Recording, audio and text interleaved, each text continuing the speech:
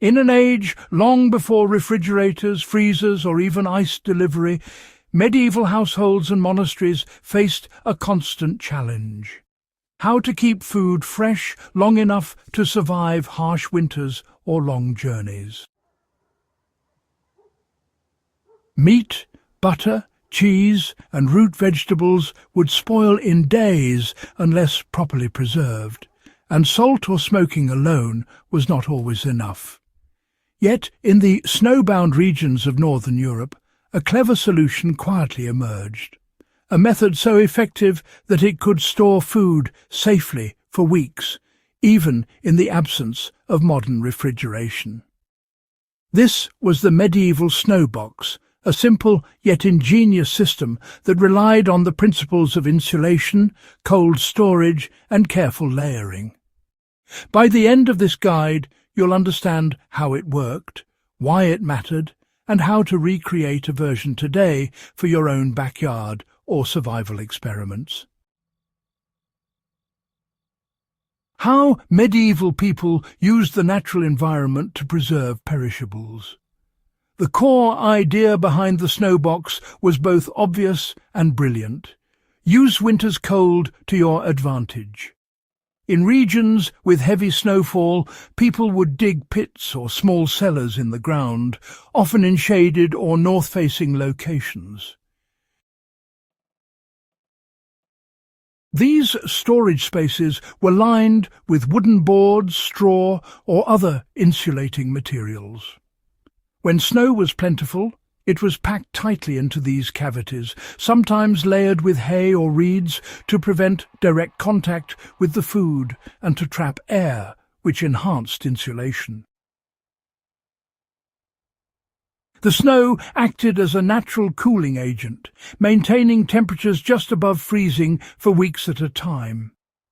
Monastic communities, really perfected this method because they needed to preserve large quantities of dairy, vegetables and meat for the winter months, when local markets were closed and hunting was, quite limited.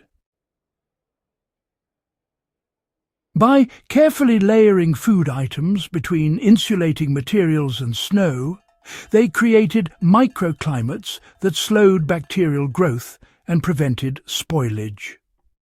Some accounts even describe butter remaining fresh until spring, while vegetables stayed crisp and edible far longer than anyone could have imagined.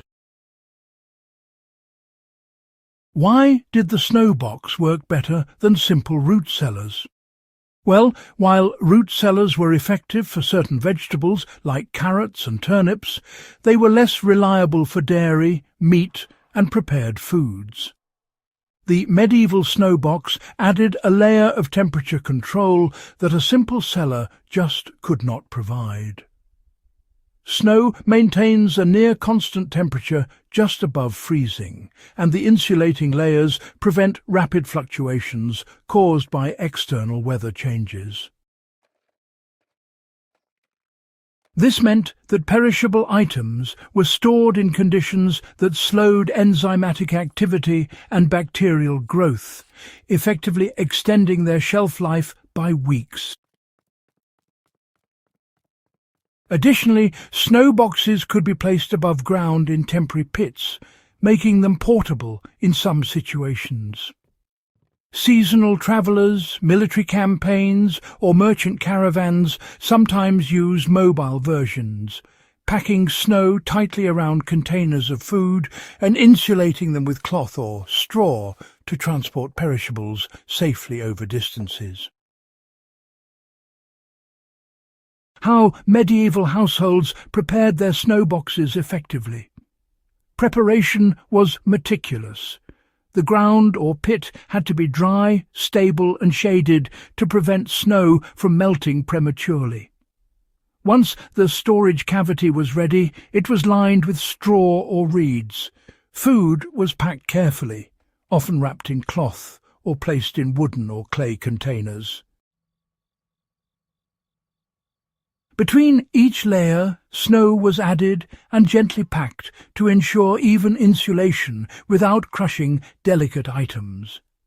A final top layer of straw or boards protected the snow from direct sunlight and helped prevent wind from drawing heat into the box.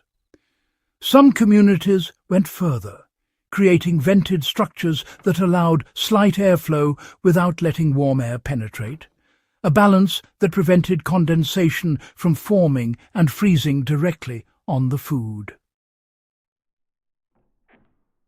In essence, they created a natural refrigerator that combined insulation, cold storage, and ventilation, a system remarkably sophisticated for the 14th and 15th centuries. How you can replicate a medieval snowbox today.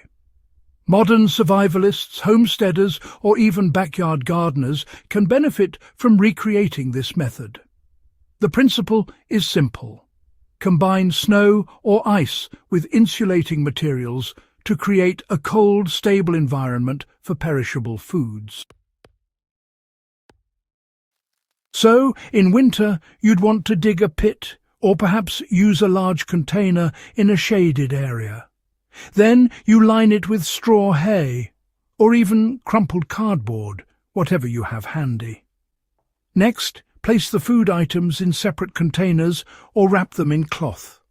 After that, you'll want to layer snow or ice between the items, and finally cover the top with additional insulation to slow melting. For those without snow, crushed ice from a freezer can be substituted as long as it is replaced periodically to maintain low temperatures.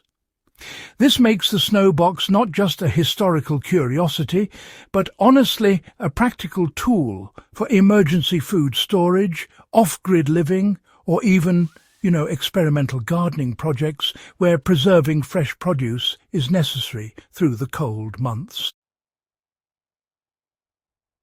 Why the medieval snowbox remains relevant today. The snowbox is a perfect example of human ingenuity, using available resources to solve everyday problems.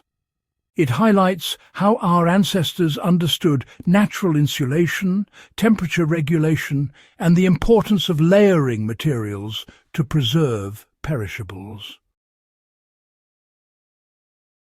While modern refrigerators and freezers have replaced these methods in everyday life, the underlying principles remain crucial for anyone interested in survival, off-grid living, or sustainable food storage.